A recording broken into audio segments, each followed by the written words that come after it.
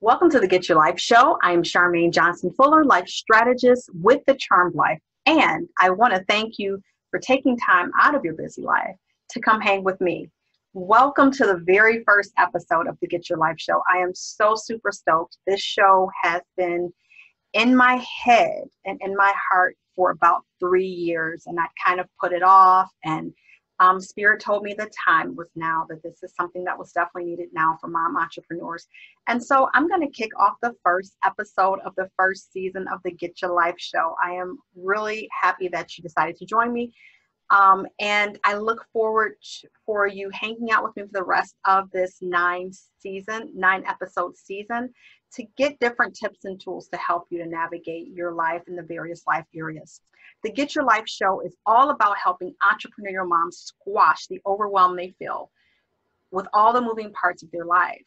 Each episode is going to share actionable steps to help improve one major life area to help you create the life balance you need to live a life that you love. And as you can see, today the episode is all about, are you trying to do it all? 3 reasons your schedule is stressing you out.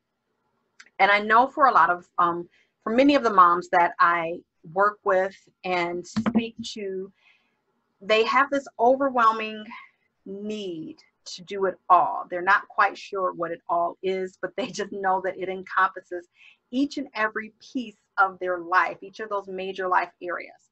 And so the major life areas are family and friends, love relationships that can either be with a spouse, a loved one, or with yourself,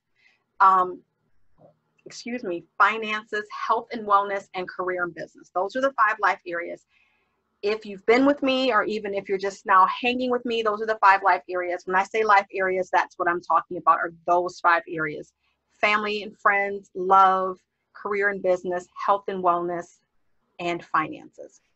And so as moms, you know that you have all of these different pieces into play. You know, under family, you have the parenting piece, you have all of these sub life areas under each of the major life areas. You know, under love relationships, you could have your marriage, you could have how you treat yourself. Under health and wellness, you have your spiritual health, your emotional health, your physical health. You have all of those different pieces under each one. Finances, your family finances, your business finances, and just how you take all of these moving pieces. And then even under each sub piece are separate categories that need your attention. So as a mom who decided to take on the crazy journey of also being an entrepreneur, thinking about some of these things can be overwhelming. And so when I speak to a lot of moms, you know, they go, well, I'm overwhelmed with all that I have to do. Well, what is all that you have to do? And so normally when I ask that question, it's like, well, you know, I got to do this with the kids, I have to do this, blah, blah, blah. And they rattle off this list of about 50 things in under 2 minutes of things that they have to do. And so normally what happens after we kind of flesh all of that out, we find out, or they find out, that they don't necessarily need to do all 50 things right now in this holy instant. Like, these are not things that have to get done today, or these are things that they can delegate or outsource to other family members or external members of their team. Or, you know, these are things that don't necessarily need to be put on your daily action plan, aka to-do list, because these are things that are habitual to you and that you do automatically. And that's kind of something that I will touch on and talk about, is that sometimes we tend to add things to our daily action plan that we're already doing.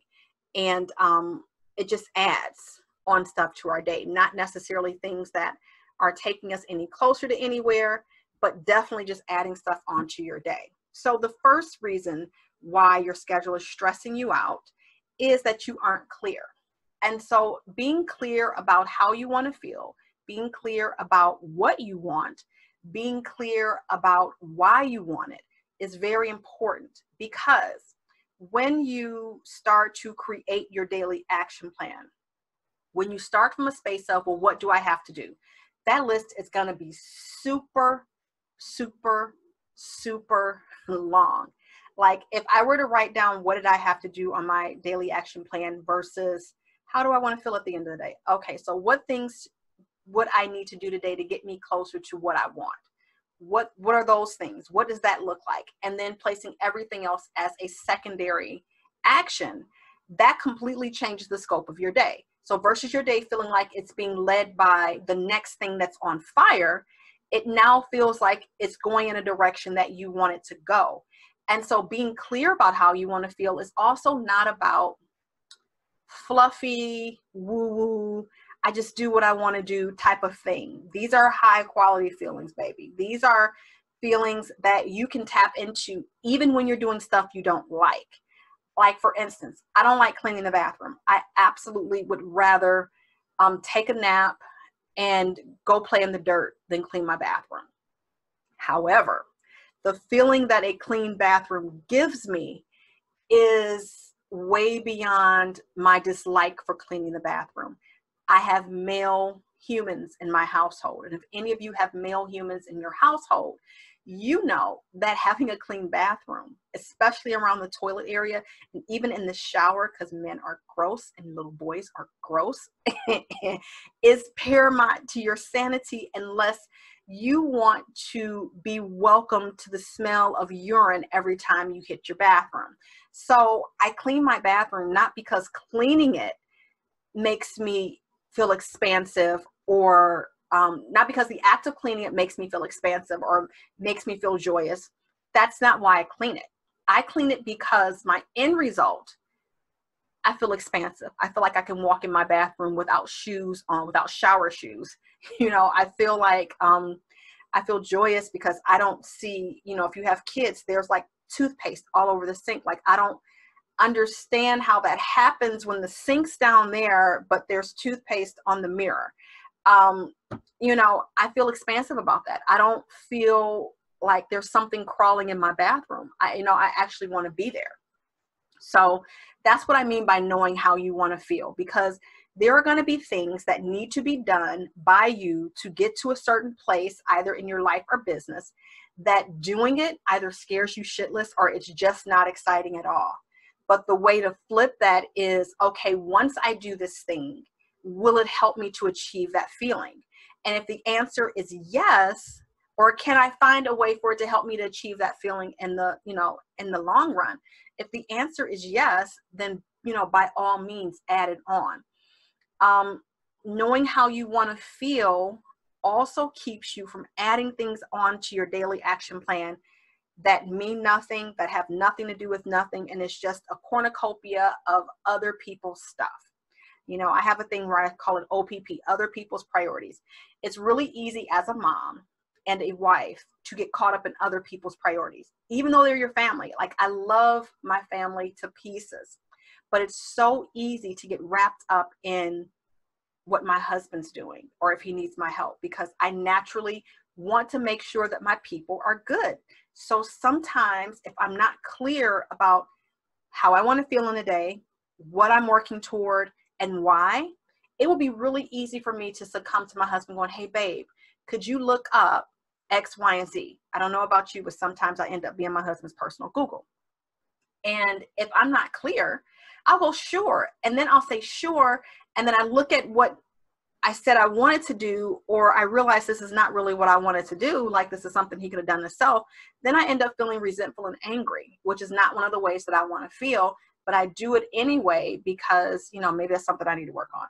But I do it anyway because it's something that I agree to and I like to keep my word. But when you don't know how you want to feel in a day, you'll pick up other people's stuff. When you don't know what your daily plan is, you pick up other people's stuff.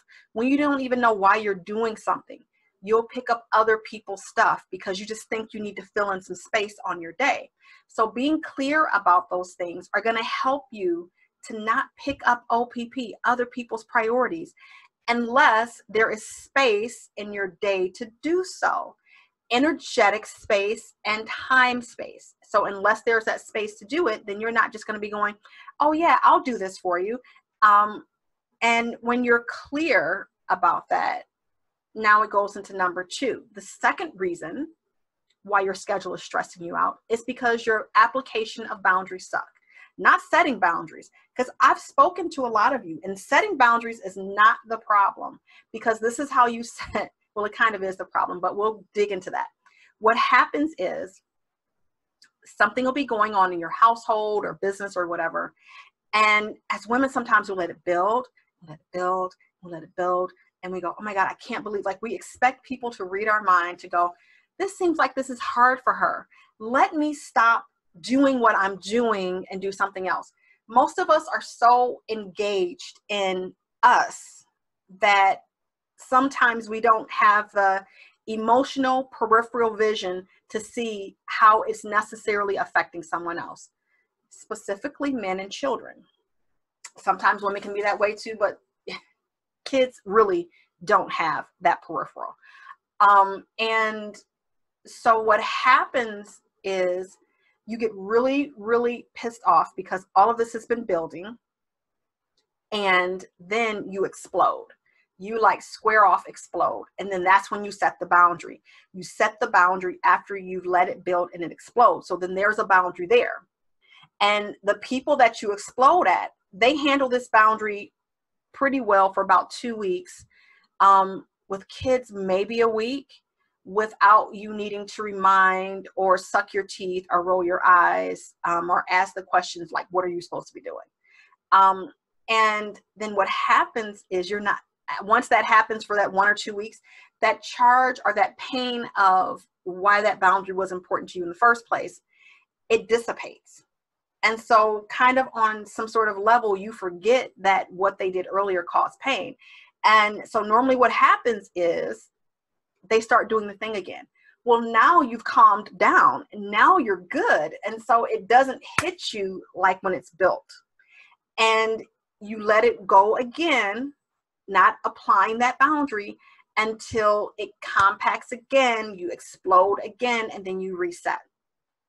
If that is how you're applying your boundaries, let me be clear. It is exhausting not only to you, but to the individual that you are working with. And so when you're looking at your boundaries, first of all, let's talk about the setting of the boundaries. So when you set a boundary with someone, I look at boundaries like agreements, almost like goals, not like, sometimes boundaries do have to be set as, this is my line in the sand, don't you dare cross it. That's it. There's some boundaries that you absolutely have to set like that. Like, I'm not saying, like, there's just some people who don't get the kinder, gentler methods. And so you have to draw that physical or, even emotional line in the sand for them to get it. And you have to apply that line in the sand. But even whether you're doing the line in the sand or you're having a conversation with your family members about things that aren't working out for you and some changes that you need to see in order to support you, there have to be 3 things present. One is that you have to be clear about the boundary you're setting. Before you go and sit down and talk to somebody, and before you just go blah and vomit all over them, what's been going on, take a moment and get really clear about what it is that you want. And that's why the step 1 is important, right? Because if you're clear about how you want to feel and what you want, then when it comes to setting this boundary with this individual, you're really clear about what it is you want to set with them. And so get really clear and specific. This is why I say almost set it up like a goal. Specific. I need for you to take out the trash, measurable, every 2 days. Was it actionable or attainable? And that means, like if you're setting this for a 5-year-old, you wouldn't necessarily say every 2 days. I need you to empty the trash in your room on Wednesdays and Fridays. Timely. Oh no, wait, realistic. Something that this person can do. Timely. Every Monday and Wednesday, I need you to take out the trash in your room. Make sure the trash bins are emptied. Change the trash bag. I need you to break this boundary down like you're talking to a 5-year-old. I need you to do this because, it's adding additional stress to me. And I know that we're supposed to be a team. And,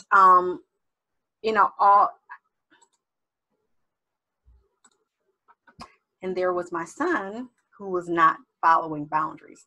Anywho, but go back to that and go, this is what I need you to do. This is what I need for it to look like. Break the entire thing down and have that conversation. And it takes a minute, especially with kids, is it takes a minute for them to grasp some of those pieces. So when you communicate that boundary, when you make sure that boundary is clear, then you're going to communicate it to that person. So in the instance of my son just disrupted me, I'm sure, I don't know if you guys heard the mommy piece or not, but in that instance, I had a sit down with him, and, you know, I told him, like, hey, dude, this is X, Y, and Z. And especially with kids, you're going to have to repeat yourself a lot, like expecting to sit it and like for them to remember all the time and still not, you know, get things together is definitely a challenge for them, because there's so much going on, and, you know, they have their own ways of doing things. But making sure that it's communicated with that person, you know, even if they come and disrupt a boundary, sit down with them and go, okay, this is the communication part. What do you need from me to make sure that you can follow this? So like one of the questions I'll ask him is, what is something that mommy can do to make sure that when I'm recording, you're not calling my name unless it's an emergency, right? So that would be my next step with that particular boundary, is that, you know, that's the reason why he went back downstairs, is because he heard me talking. But, you know, I honestly didn't tell them that I was going to be doing anything. And that's the other piece with setting boundaries, is that sometimes we expect for people to read our minds. This is a great real-time. This is a great real-time example. Sometimes in this holy instant, I expected for them to know that my room door was closed and not to come up, but he's 9. And sometimes he wants to talk to me about Fortnite and Minecraft and all that other happy stuff. So it's not registering. And so you kind of have to remember that with kids, that, you know, one of the things that I know I can do with him in the future is to communicate before I start recording. And as moms, we sometimes feel, well, that's just too much trouble. You know, I'm just going to do it and hopefully nobody comes up and bothers me.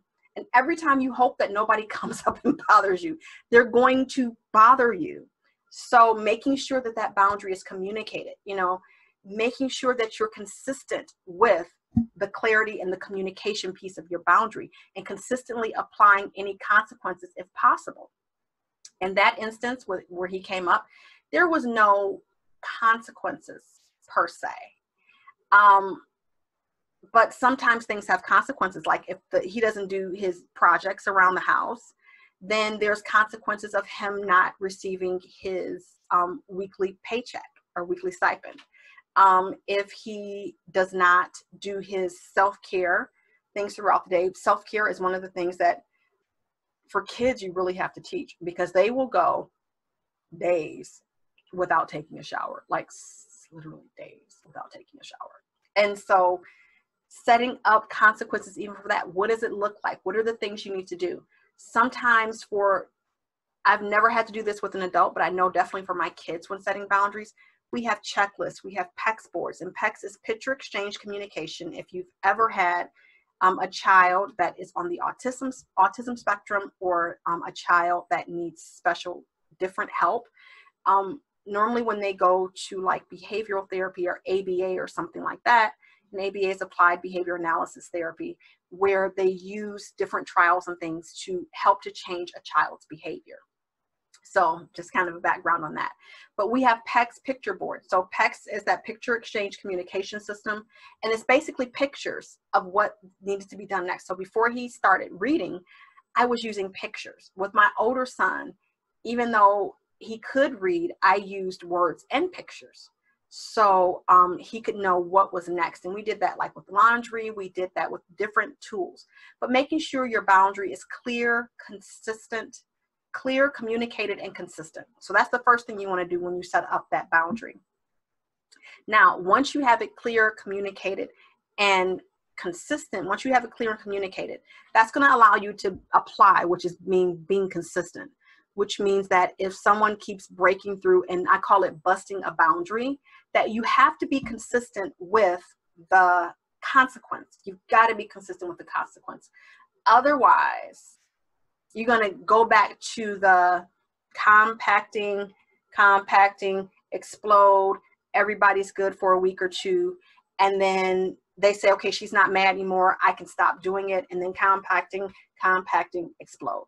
So that takes a lot of time and energy when you have to go through that, or you're going back behind people to do things that maybe you asked them to do. And that adds stress to your day. When you're working on A, B, and C, but because somebody else's D, E, F, and G didn't get done, and you feel like it needs to be done, then it adds stress and pressure to your day that's unnecessary. Also, in doing that, when you set these boundaries, let people do what they do, how they do it. As women, we tend to add unnecessary stress to our lives by going behind people and fixing stuff because it doesn't look right. It's not how we want it to look. And so we go behind them and we fix it. What that shows people that are trying to follow that boundary to help you, to support you, is that no matter what they do, it's not going to be good enough. And it doesn't take your hands off of things. You're still doing everything. And that is so counterproductive. I had to learn, quick story. When my husband first started helping me in the kitchen, you know, he was like, okay, I'm not showing up how I should be showing up because I live here too, you know, what do you need me to do? And so I would tell him what I needed him to do. Then he would do it his way. And then I would go behind him and do it my way. And so after about 3 weeks of doing that, he just said, F it. And he stopped doing it altogether. And so then I started to get mad, like versus communicating, like, hey, what's going on? Is there a way I can help you? Is there something going on? I just went behind. I just kept doing it. I just kept doing the task that I asked him to do. And finally, it got to the point where, you know, compact, explode. I'm like, well, why don't you clean the kitchen anymore? He says, well, why would I clean the kitchen? If I clean it, you're just going to go behind me and do it anyway. So why do double work? If you're just going to clean it, I'm going to let you clean it. And that was just like the tap in the head, like, oh my God, he's doing it his way. It's clean. It's just not how I want it to look. So I'm completely undermining him and taking away his power by redoing the task. So I had to step back and allow him to clean the kitchen how he cleaned it. And so we came up with a list of non-negotiables. So as long as those non-negotiables are done, I don't freak out because the flour canister is not where I want it to be, or the blender is not situated how I want it to look.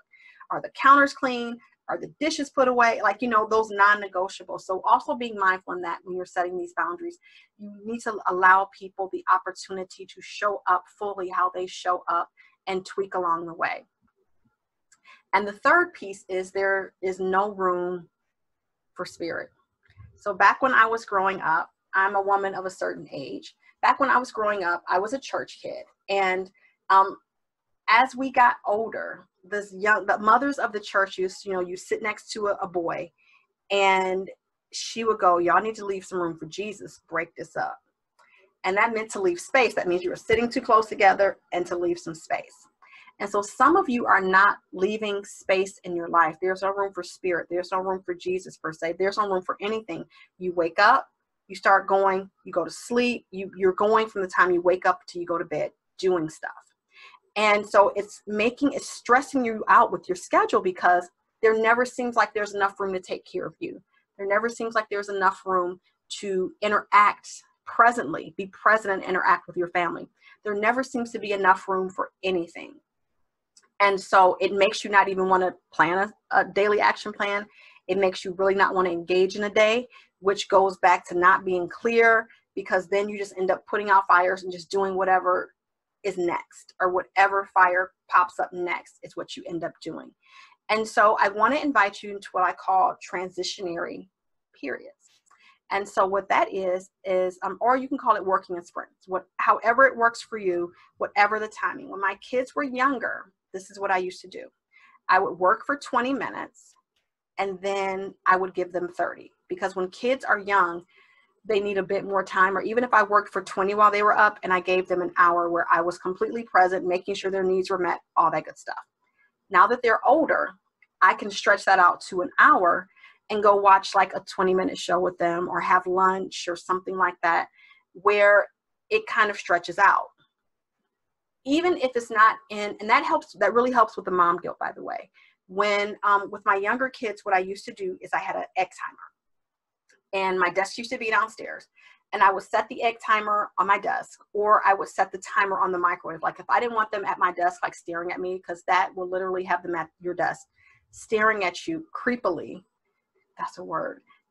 So I ended up using the microwave timer, which is pretty cool. So then they would leave and they would go stand in the kitchen and watch the microwave timer like count down. But it trains them to know when you're going to be available. And they know, my kids knew that if I had to stop the timer because somebody was fighting, or because you want to come tell me a random story, kids are fabulous with random stories, that I would stop the timer. So that means if I was supposed to come hang with you from 10:30 to 11 o'clock, now it's been pushed to 10:40 to 11 o'clock because I'm still stopping at 11 o'clock. So now I'm shortening the time that we get to either play Legos or Minecraft or draw or take a walk. Like that time is being shortened because there are other items on my day that require my attention. And of course with kids, you know, you're flexible, but still keeping those time frames, it helped them to have a sense of what time was. And it kept them from going, Mommy, are you done? Mommy, are you done? Mommy, are you done? Mommy, Mommy, Mommy, are you done? So leaving those transitionary periods in between activities, adding those timers so that your family knows, and even adding timers for yourself. So you're not, it's really easy to get into a project and get lost. I find that when I work with a timer, I'm actually more efficient because I know that I've allotted a set amount of time to work on something. So I'm more efficient. I don't tend to do one thing and then go check social media and then do something else and then get up and twirl around. Like I tend to stay focused on what it is that I should be doing. And when you leave that time in between activities or in between appointments, you know, from 9, let's say from 9 to 9:30, you say you're going to work on your landing page. Well, don't schedule something from 9:30, even if it's your kids, don't schedule something from 9:30 to 10. Like, take 5 minutes to breathe.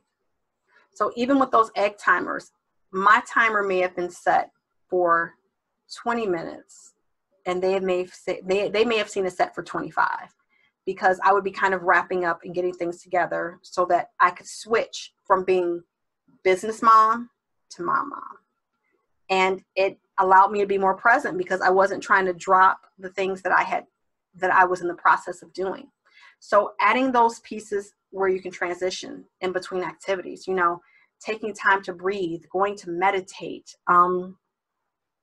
anything of that nature that is going to help you to revector and kind of get yourself together. So those are the 3 reasons, 3 ways that your schedule is stressing you out. 1, you're not clear. You're not clear about what you want, why you want it, and how you want to feel about it.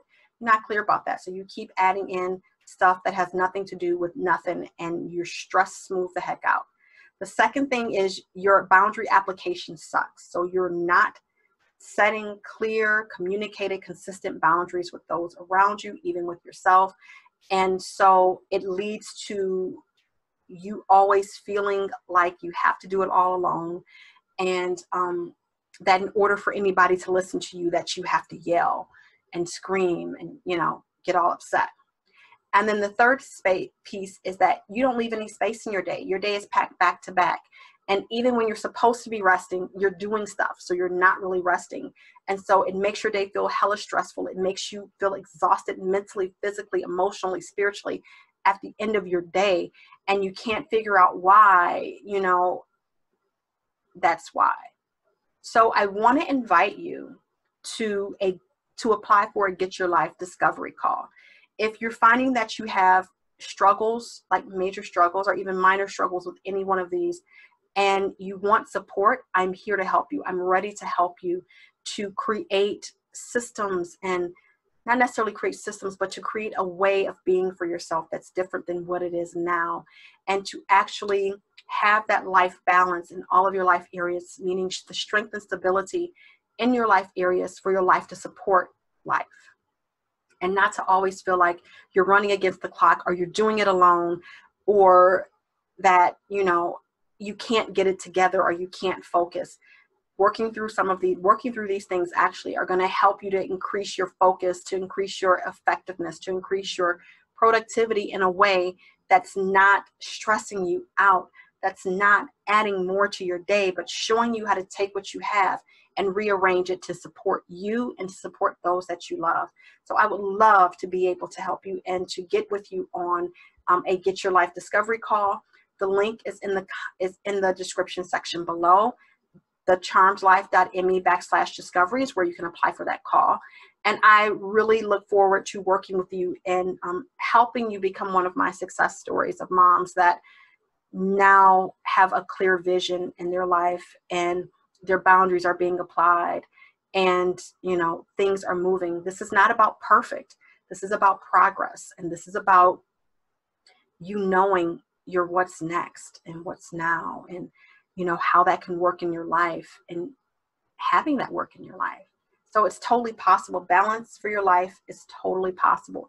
It's not going to look like the balance on your tires, but it's going to support you, and it's going to add strength to your very being. So thank you so much again for joining me for the first season of the Get Your Life Show. And I look forward to seeing you for episode 2 next week. Leave any comments, questions, ahas, what you're talking about, Willis, in the comment section below. I am here. I am ready to hear and help you out. So other than that, until next week, remember, love yourself, love your family, and love your business. And I will see you later. Bye. Thank you for hanging out with the Get Your Life Show. Be sure to subscribe to this channel and turn on the notifications so that you can know when the next episode drops. Did this episode inspire you to create change? Then share it with friends and download the show guide to support you. Look, I know you're ready to create more time, energy, and focus in your life, and I'm ready to help you get the life balance you want. So go to thecharmedlife.live/squad to join my Get Your Life squad.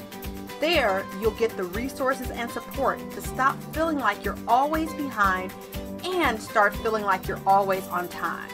So until next week, love yourself, love your family, love your business. Bye.